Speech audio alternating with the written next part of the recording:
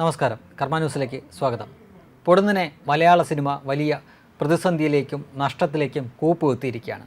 ഈ അടുത്തിടെ ഇറങ്ങിയ നായിക കേന്ദ്രീകൃതമായ, അതായത് സ്ത്രീപക്ഷ സിനിമകൾ എന്നൊക്കെ വിശേഷിപ്പിക്കാവുന്ന 3 ചിത്രങ്ങളാണ് തിയേറ്ററിൽ 8 നിലയിൽ പൊട്ടി തകർന്നിരിക്കുന്നത്. അതിൽ മഞ്ജു വാര്യരുടെ ചിത്രവും അതേപോലെ തന്നെ ഭാവനയുടെയും മീര ജാസ്മിൻ്റെയൊക്കെ ചിത്രങ്ങളുണ്ട്. തീർച്ചയായിട്ടും ജനങ്ങൾ ഇപ്പോൾ പെട്ടെന്ന് സിനിമാക്കാരെ വെറുത്തു തുടങ്ങിയിരിക്കുന്ന ഒരു കാഴ്ചയാണ് കാണുന്നത്. ഒരുപക്ഷെ അവരുടെ മനോഭാവം കുറച്ച് കഴിയുമ്പോൾ മാറുമായിരിക്കും. പക്ഷേ ഇപ്പോൾ ജനങ്ങൾ തിയേറ്ററിലേക്ക് പോകുന്നില്ല എന്ന ആ ഒരു സ്ഥിതിയിലാണ് വന്നിരിക്കുന്നത്. അമ്മ എന്ന സംഘടനയും അതിനെ ചുറ്റിപ്പറ്റിയുള്ള വിവാദവും കഴിഞ്ഞ ദിവസം അമ്മ എന്ന സംഘടന ഒന്നടങ്കം രാജിവെക്കുകയൊക്കെ ചെയ്തു. അതുകൂടാതെ തന്നെ കൊച്ചിയിലുള്ള അമ്മ സംഘടനയുടെ ഓഫീസിൽ ആരോ കൊണ്ട് റീത്തൊക്കെ വെച്ചിരുന്നു. ശരിക്കും വലിയ ഒരു പ്രതിസന്ധിയിൽ തന്നെയാണ് മലയാള സിനിമ മേഖല. ഒരുപക്ഷെ അത് ഈ കാലയളവിനിടയിൽ ഇത്തരം ഒരു പ്രതിസന്ധിയിലൂടെ കടന്നു പോയിട്ടില്ല എന്ന് തന്നെ പറയാം. ഹേമ കമ്മിറ്റി റിപ്പോർട്ടിന് ശേഷം, അത് പുറത്തു വന്നതിന് ശേഷം എഡിറ്റ് ചെയ്താണ് പുറത്തു വന്നത്. പക്ഷേ എല്ലാവരും, അതായത് സിനിമ മേഖലയിലുള്ള ആണാവട്ടെ പെണ്ണാവട്ടെ എല്ലാവരും സംശയത്തിൻ്റെ നിഴലിലാണ്. കാരണം വാലും തുമ്പും ഇല്ലാത്ത ഒരു റിപ്പോർട്ടാണ് പുറത്തു വന്നത്. ആ റിപ്പോർട്ടിൻ്റെ കുണം കൊണ്ട് തന്നെ ആളുകൾ എല്ലാവരെയും സംശയിക്കുന്ന ഒരു തലത്തിലേക്ക് എത്തി നിൽക്കുകയാണ്. ഏറ്റവും അതായത് അവരെ ഞെട്ടിപ്പിക്കുന്ന മറ്റൊരു കാര്യം കൂടിയുണ്ട്. സിനിമകൾ നിർമ്മിക്കാൻ ആളുകൾ വരുന്നില്ല. മാത്രമല്ല, ഇതുവരെ നിർമ്മിക്കാം എന്ന് പറഞ്ഞുകൊണ്ടിരുന്നവരൊക്കെ അവർ അതിൽ നിന്ന് പിൻവാങ്ങുന്നു. കാരണം ഇത് സിനിമ തിയേറ്ററിൽ ഇറങ്ങി ഓടി വിജയിച്ച് ഈ പണം തിരിച്ചു കിട്ടുമോ എന്നൊരു ഉറപ്പുമില്ല. ആളുകളുടെ മനോഭാവം മാറിയിരിക്കുന്നു. മുൻപ് ഇവരെയൊക്കെ ആകാശത്തിലെ നക്ഷത്രങ്ങളെപ്പോലെ കരുതി വലിയ സെലിബ്രിറ്റി സ്റ്റാറ്റസും കൊടുത്ത് തോളത്ത് വെച്ച് എഴുന്നള്ളിച്ചുകൊണ്ട് നടന്ന ആളുകൾ അവരെ നിലത്ത് പൊടുന്നതിനെ ഇട്ടിരിക്കുന്ന കാഴ്ചയാണ് കാണുന്നത്. എത്ര നല്ല സിനിമയാണെങ്കിൽ കൂടിയും ഇനി കുറച്ച് നാളത്തേക്ക് അത് വിജയിക്കുന്ന ഒരു സാധ്യതയുമില്ല. കാരണം എമ്പുരാൻ എന്നൊരു സിനിമ ഇനി വരാനുണ്ട്. അതായത് നമുക്കറിയാം ലൂസിഫറിൻ്റെ 2ാം ഭാഗമായിട്ടുള്ള എമ്പുരാനാണ്.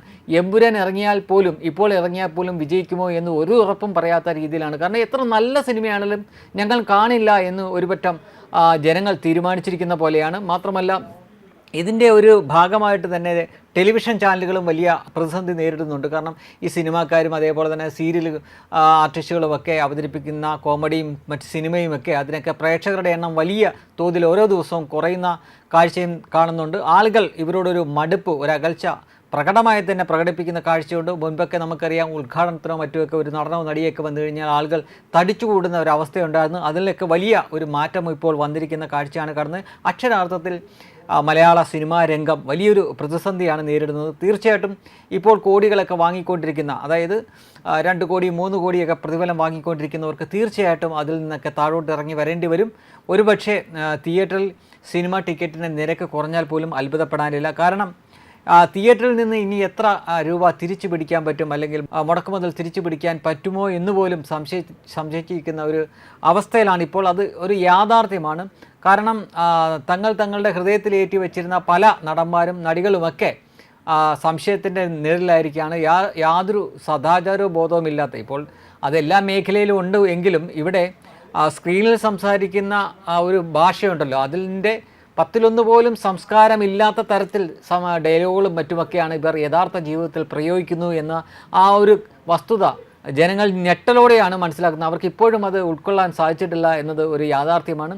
ഇതെല്ലാം കൂടി ആകെത്തുകയായിട്ട് അവർ സിനിമയെ വെറുക്കാൻ തുടങ്ങിയിരിക്കുന്നു, തിയേറ്ററിൽ പോവാതിരിക്കുന്നു. ഒരുപക്ഷെ വരുന്ന ഓണക്കാലമൊക്കെ ഇവർക്ക് വലിയ പ്രതിസന്ധിയായിരിക്കും ഉണ്ടാക്കുക.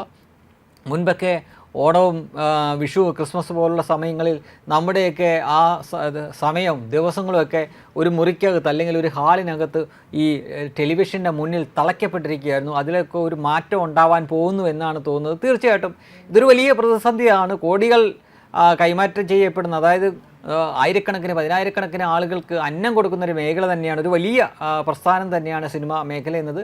പക്ഷേ ഈ പൊടുന്നനെ ഉണ്ടായ ഈ വിവാദങ്ങൾ അവിടെ ഉണ്ടായിരുന്നു. ഈ സംഭവങ്ങളൊക്കെ അവിടെ നടക്കുന്നതാണ് എന്ന് നമുക്കറിയാമെങ്കിലും നമ്മൾ ചിലരെയൊക്കെ വിചാരിച്ചു വെച്ചിരുന്ന അവരൊന്നും യഥാർത്ഥത്തിൽ അങ്ങനെയുള്ള ആളുകളല്ല എന്ന അറിവ് ശരിക്കും ഞെട്ടിപ്പിക്കുന്നതാണ്. ആരെയെ ലക്ഷ്യം വെച്ചിട്ടാണോ ഈ റിപ്പോർട്ട് പുറത്തു വന്നത്, പക്ഷേ അവരുടെ ഒന്നും പേരുകൾ ഇതുവരെ പുറത്തു വന്നിട്ടില്ല. പകരം ഒട്ടും പ്രതീക്ഷിക്കാത്ത കുറേ ആളുകളുടെ പേരുകളൊക്കെയാണ് പുറത്തു വന്നത്. അത് ഉൾക്കൊള്ളാൻ അവരുടെ ആരാധകർക്ക് പോലും ഇതുവരെ പറ്റിയിട്ടില്ല. അതിൻ്റെയൊക്കെ ഒരു പ്രതിഫലനം തീർച്ചയായിട്ടും തിയേറ്ററിലും കാണാൻ പറ്റും.